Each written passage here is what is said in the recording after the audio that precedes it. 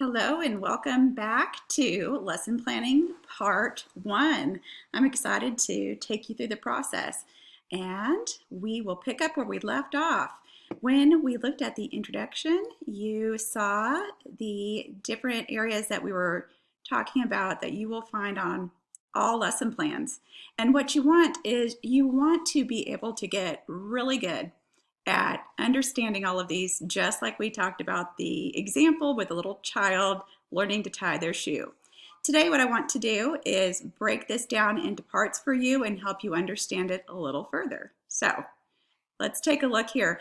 Highlighted, I have the determining the grade level and content area, aligning to the college and career readiness standards, and the lesson performance objectives and evaluation, along with materials. This first part is a lot of the planning and the thinking before the actual lesson begins.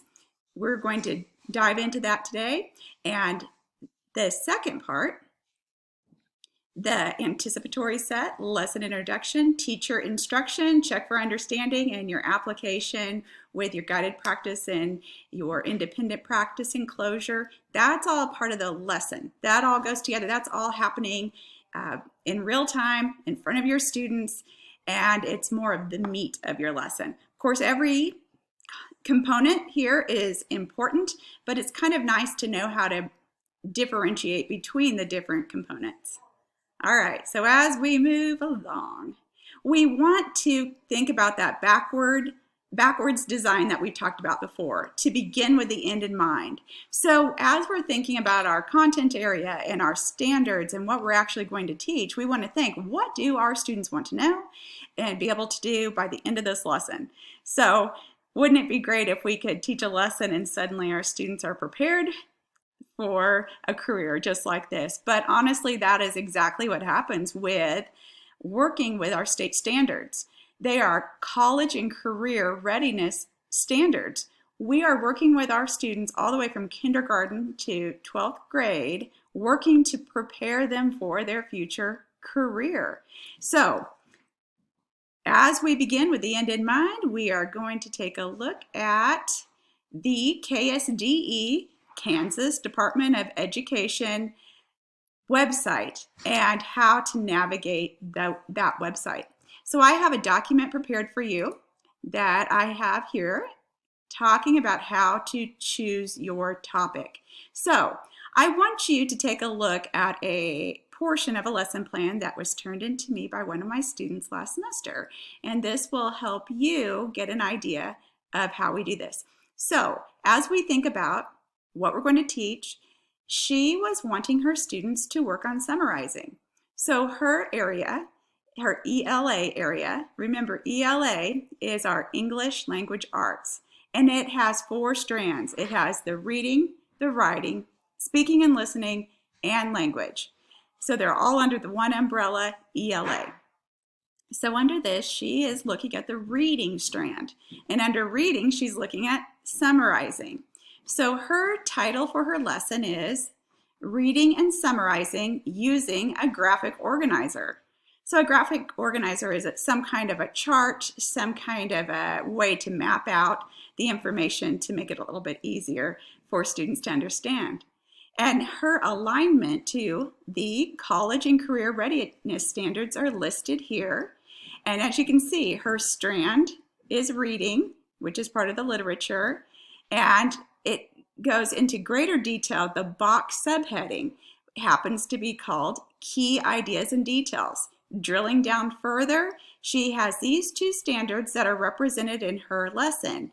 RL, so I want you to know that RL is the reading literature, the 4 stands for 4th grade, and the 2 is just which of the standards under Key Ideas and Details we're looking at. So here we are again. We have the reading literature, 4th grade, and the 3rd standard.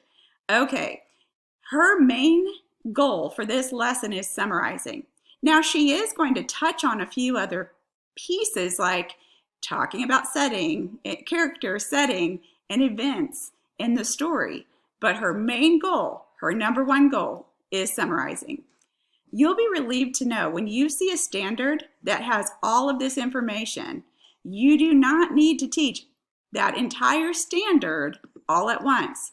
In fact, like we said before, the best way to go about something that is complex is to stop and break it down into manageable pieces. We want to make sure our students have a nice grasp on each piece, and take your time getting into the depth of each of the components. And then when you're ready to review, you can put them all together and have your students practice all those components together. But again, as you're creating your first lesson plans, I urge you to keep it very simple. I love that some of you are really adventurous and you want to take on many standards at once, and that's commendable, and that is something I know you're going to be very good at someday. But I'm telling you, as you're writing these lesson plans, let's get really comfortable with narrowing it down, and then we can always add to it later. Okay, so here we are with summarizing. Again, this student on her lesson performance objective evaluation, she is saying her objective, what does she want her students to be able to do by the end of the lesson, and how will she evaluate it? She has students will practice using summarizing by using the somebody wanted but so then graphic organizer that requires approximately 80% completion. Students must fill out each box with details and write an overall summary. So she's going to have her students write a summary, and this particular graphic organizer helps her with the summary. And she's going to make sure that they do it by making sure they have an 80% or higher on this practice. And why we have this is if her students have 80% or higher, she knows that they understand the skill enough to move on. And if they have under an 80%, they will need to be retaught. That's when you'll want to pull the few students who didn't do so well on this, maybe to that small table at the back of the room, and just go over this lesson again, reteach it to them. If your entire class doesn't do so well, you'll want to reteach to the entire class. It happens sometimes. However, most of the time, we have a nice feel for what our students can handle, and if we have a nice design, we can oftentimes get to that percentage. Now, 80% is a great number because it is passing. 100% sounds fantastic, doesn't it? But here is why we don't want to put 100%. We want to leave a margin for error. Now, I'm giving you a lot of information, so I'm going to put a pin in this and show you some more information, and we'll get back to this. But like I said, small parts. Okay, so let's take a look here. When you are ready to teach a lesson and you're not sure what you want to teach, you can consult your curriculum guide. So this is where your district may have some type of a guide that you can look at to see what you can teach. Now imagine, just like this student had summarizing, then she went to KSDE and she took a look at the standards. Another option is to just go straight to the standards, see what your students are to be taught, and find out from the standards what you would like to teach. So there are different ways to go about it. Most schools will have some kind of a curriculum map, some kind of a pacing guide, something that you can use. But let's just imagine you don't have that. So if you have nothing in front of you and you need to know what to teach, well, let's start with your grade level. So as you are in this class, I want you just to choose a grade level that you like, and we will go into the standards and take a look from there. So we're going to go to KSDE and take a look at the standards. Now, the website can be a little bit confusing. So what I did ahead of time is I went into the website, I took screenshots, and then I went back and put arrows to help guide and direct you. And I did this so that you can go back to this document when you need to go to the standards, and you can look at those arrows and remind yourself where to go if you feel a little bit like, oh, she went over that, I thought I had it, but I forgot. So this is for you. Like I said in the previous video, I would recommend once you have a certain grade that you're teaching, I would go and print out all of my standards for that particular grade level in every subject area. I would hole punch them and keep them in a binder so you always have them right in front of you. But let's go ahead and take a look at the KSDE website. All right, so once you plug in ksde.org, you will have a page that looks like this. You will then go right here where this green arrow is to teaching and learning. Once you click on that, you will see a screen that looks like this. It will open up, and this is the area that you really want to focus on. You have some choices. You can go to College and Career Ready Standards, and that will give you all of the standards that you see below. We have the ESOL standards, the ELA standards that I mentioned earlier, mathematics, science, and social studies. These are the assessed standards. There are more standards than this, and if you look here to the right, the model standards, they are non-assessed.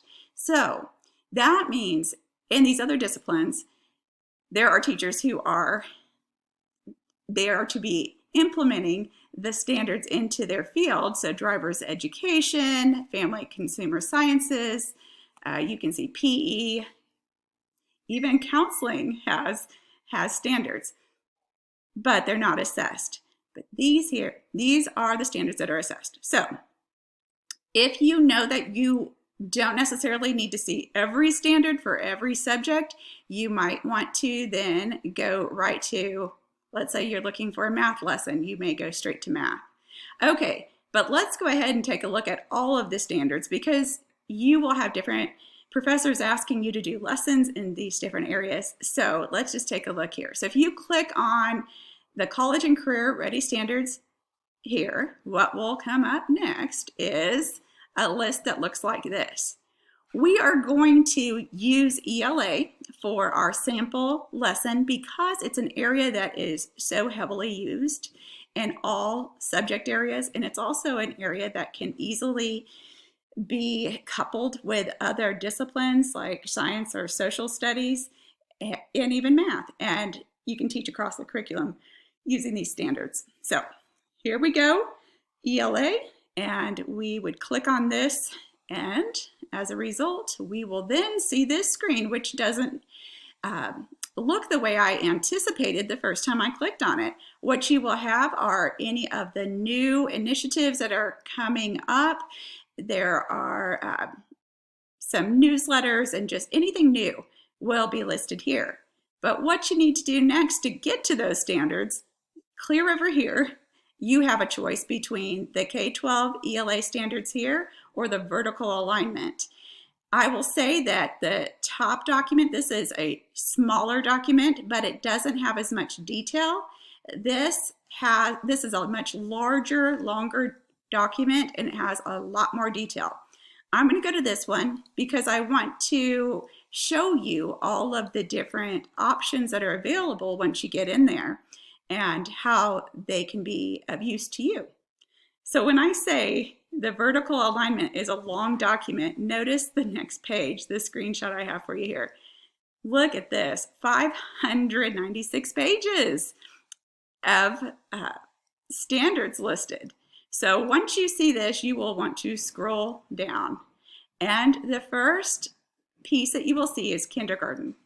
And I want to show you once again, we are now looking here at the W, that would be writing, K for kindergarten, and 1 for the first of the text types and purposes. Now, this first standard is use a combination of drawing, dictating, and writing to compose opinion pieces in which they tell a reader the topic or the name of the book they are writing about and state an opinion or preference about the topic or book. For example, my favorite book is, okay, I can imagine a kindergartner drawing their favorite book or talking about their favorite book or writing something about their favorite book. So this seems realistic to me. But what I want to show you here is we have different options, drawing, dictating, and writing. So we don't need to do all three of these in one lesson. We can decide to just choose drawing or just dictating, which is speaking, saying, or just writing. Also, their goal is to have them state an opinion about their favorite book. So we just need to always focus the drawing, the dictating, or the writing about an opinion over the topic of the book that they are enjoying. Okay, I'd like to show you how some of the other standards look. Notice in the lower grades, in our primary grades, you're going to see some of the standards are not addressed yet. So here we are with writing, kindergarten, and under production and distribution of writing, and we have our 4th standard, and this doesn't begin until 3rd grade. So you do not need to worry about this if you are a kindergarten teacher. Okay, so we're going to remember this first standard that we were looking at, and this is why this document is so lengthy. Here is the same standard once again, same wording, but the state went ahead and gave some suggestions on how this standard could be taught. They give some examples. Now, you don't have to use their suggestions, but they have some great suggestions. You could have the students state their opinion through writing, drawing, or speaking. Okay, they could visit the library and answer questions about their book choices or preferences, and they could talk to peers about their favorite book or favorite part of a book they have experienced through either read aloud or independently. So these are just some suggestions, but once you start hearing suggestions, then suddenly you may come up with some ideas of your own that are in line with this standard that aren't listed here. So feel free to use those. Also, this is really interesting. Look here, we have the final goal of this standard, and it is once they are in high school and they are ready to graduate. The Kansas CAN goal is they use valid reasoning and relevant and sufficient evidence to support a written argument. So this standard that we are having our students address is to get them in the mode of starting to have an opinion and talk about a topic, because eventually by the time they are in high school and graduating, they will need to do what I just read here. So between kindergarten and high school, we will have a scaffolding. We will have a building on one skill, on to the next skill, on to the next of what they will learn. And you can see that progression of how just in this one area, they will grow to this ultimate goal. So when students will say, why do we need to know this? You can say right here why. You've got it right here in black and white. What I want to show you that is also part of the vertical alignment is this part. We have, once again, the exact standard right here, written again in the same words. But what they do is they will show you what is coming next. So here we have writing kindergarten 1. This is writing first grade 1. So it's the same standard, but here is how it looks in first grade. So you can, at a glance, without having to go find the first grade standard, you can just take a quick peek here and see how it's different. So most of it's the same, but then you'll see they are to supply a reason for the opinion and provide some sense of closure. So you can see where they build on the skill that you have established with your students. They will also show what happens previously, but we're talking kindergarten, so we will take a look at third grade to see how that can look in a different grade level. So here we are with the same standard once again. It is now writing, third grade, and the first standard, the text types and purposes. And again, it's that opinion piece. But notice that they have it broken down A through E and the different ways that the students are going to state that opinion. They are going to know the difference between fact and opinion. They are going to introduce the topic or text as they write about it, state an opinion, and create an organizational structure that lists reasons. They are going to provide reasons that support the opinion. They're going to use linking words and phrases such as because, therefore, since, and for example, to connect to the opinion and reasons. And they're going to provide a concluding statement or section. That's a lot. So obviously you would not want to teach all of this in one lesson. You would want to teach it piece by piece and then eventually put it all together. I hope you're relieved to know that you can break it down, and then you definitely want to revisit these, rehearse them, and slowly but surely put them back together. Okay, to look at more of the vertical alignment with third grade, here we are, same exact standard we just looked at. It's just larger, and now you're seeing the same suggestions that they said earlier, or the same box of suggestions with new suggestions for third graders, where they can sort the information by topic. They can write a persuasive paragraph about the topic or create an ad to convince a potential customer to purchase their product. So those are some fun ideas that can go right along. And once again, we have the exact same Kansas Can graduation goal for our students who will continuously learn this particular standard as they progress through our educational system. Once again, here is the standard again, and now it is showing you how it was taught in the expectations for second grade, and also the expectations for the future grade, which is fourth grade, which this is helpful.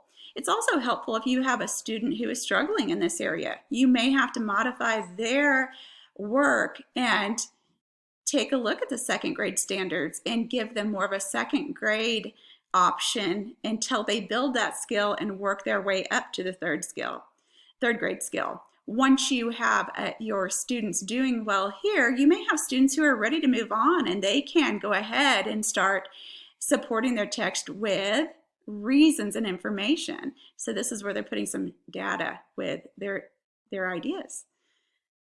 Okay.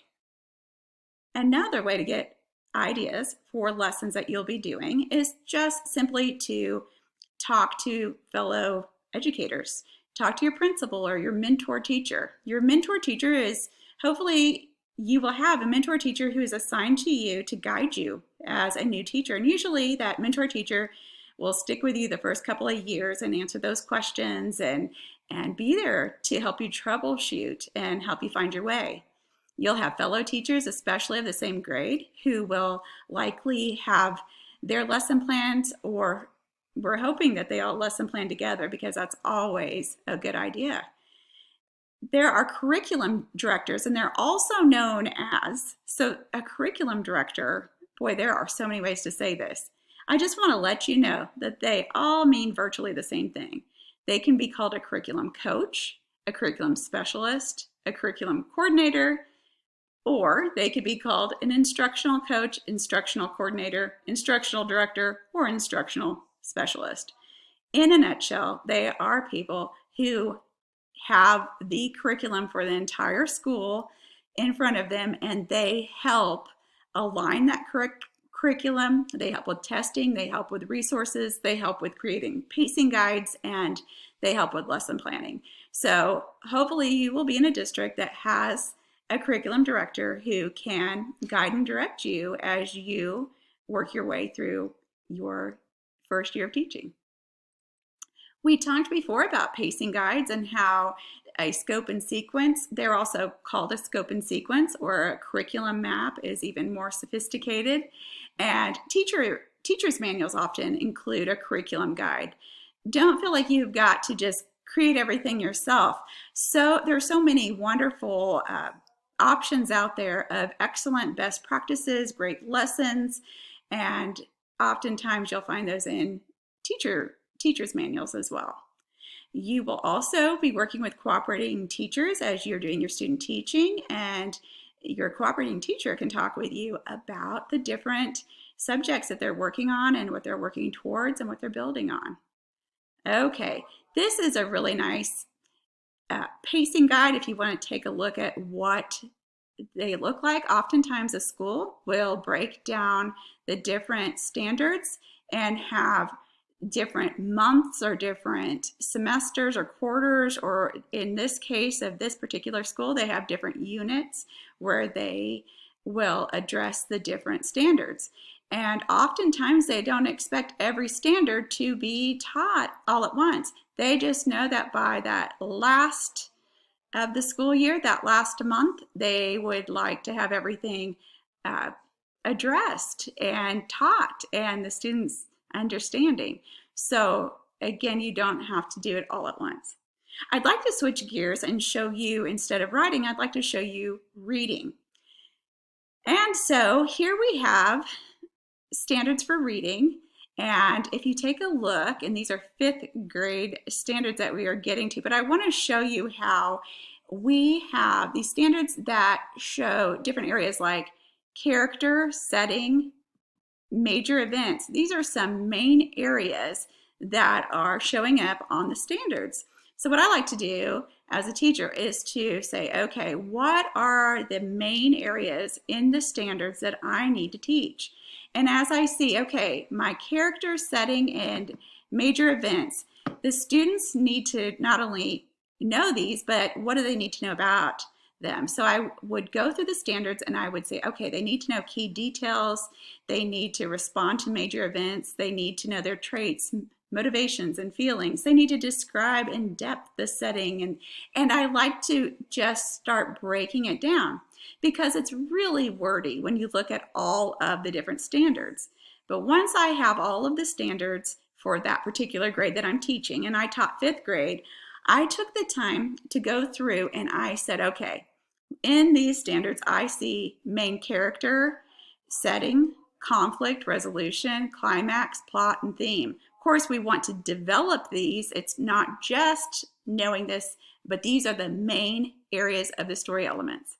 And then an author's intent, they are to inform, persuade, and entertain. When I break down those standards, I see that with a comprehension, they need to understand main idea, inference, fact, and opinion. They need to be able to retell or summarize.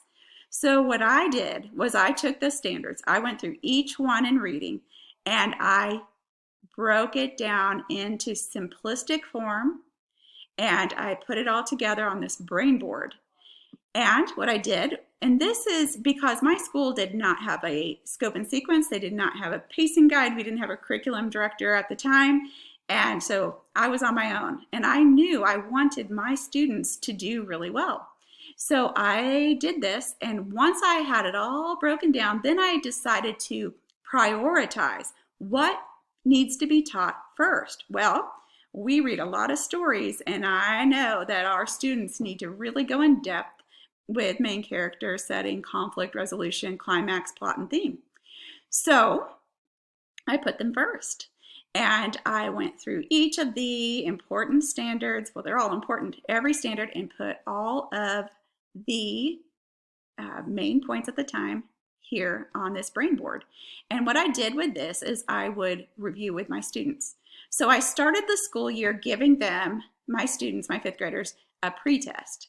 And I had everything that you see on the brain board on that pretest. And I let them know, if I want to know what you know coming into 5th grade. And this was important because I needed to know how long to spend in different areas. For example, if they understand main character in depth, I don't need to spend too much time reteaching main character. I may just want to refresh their memory. But if they don't remember main character, then I know I have got some teaching to do in that area. So having a pretest is a great way for you to determine how you are going to be planning for your students, and you can maximize your time this way. I also let the students know, if you don't know this, don't worry, you're going to know all of it by the end of the year. And as you fill out your pretest, if there is something you don't know, you can write, I don't know. And like I said, I will teach it to you. And that is something I like to do for students who feel a little bit awkward when they have something in front of them and they're not writing and they hear other students writing. It makes them feel a little bit bad that maybe someone next to them is noticing that they're not writing. So that's why I always like to let them put I don't know when they don't know and turn it in that way. Well, once I get the pretest, I'd like to go back and I like to calculate how they did. And again, it helps direct my planning. And then I take the brain board and I start with actually a blank board and just the story elements. And I teach a lesson over main character. And typically, I will need to have a lesson on every single item here. because they will know main character, but they won't know the depth of going really into your different character traits and skills. Oftentimes they'll want to say the name of the main character, and that's all. They don't talk about the character's age and physical features and their personality and different features that create that character. And we want them to have a deep understanding that really takes root.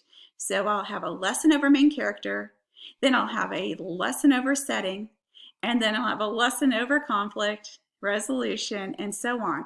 And then each time I read a story, we go back and we review the main character, and we talk about the setting, and we talk about the conflict, we talk about the resolution.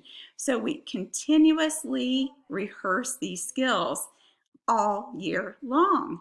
And imagine, we don't just want to check this off our list and say, oh, we covered that and it's over. Because what often happens is if you don't use it enough, it will not take root, and they may remember it for a month, but they might lose it.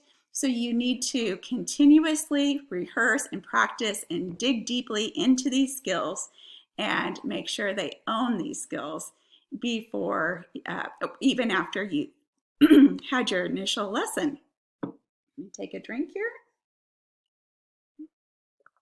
And then once I have these down, I get into author's intent. I have a mini lesson on each of these. I put them all together, and then we go back and we rehearse all of this. I even have a fun game I play with them where I time them, and I have a jar with their names on popsicle sticks, and I'll say then, who can tell me main character? And then I pull out the stick and I say, okay, Marshall. And Marshall will say, the person or animal most mentioned in the story. Good job. Okay, setting, Ashley. And I'll hear, where and when the story takes place. Good job. Okay, conflict. Now imagine this person doesn't have it. So we'll talk about it. I'll say where, and I'll give them a little bit of a hint. Where the story, or I'm sorry, I'm thinking of setting on conflict, the problem of the story. And then the resolution is how the problem is solved. But sometimes I'll let them phone a friend and they can ask someone for help.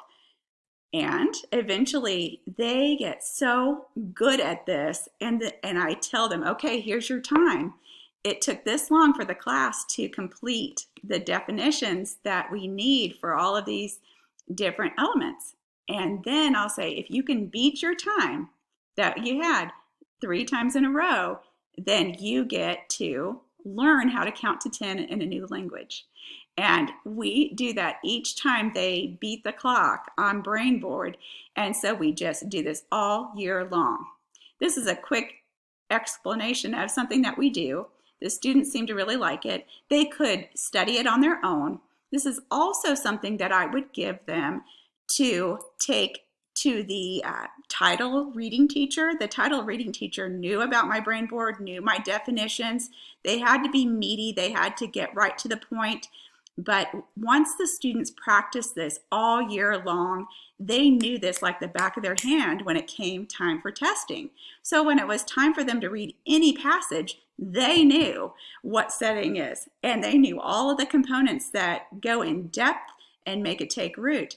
And they scored so high on their assessments because they owned all of these skills. And like I said, little by little, I kept teaching and revealing more, and I would give them tests along the way to make sure that they had it, or I'd let them work with partners and practice, and we had such a good time with this. But again, it was very effective.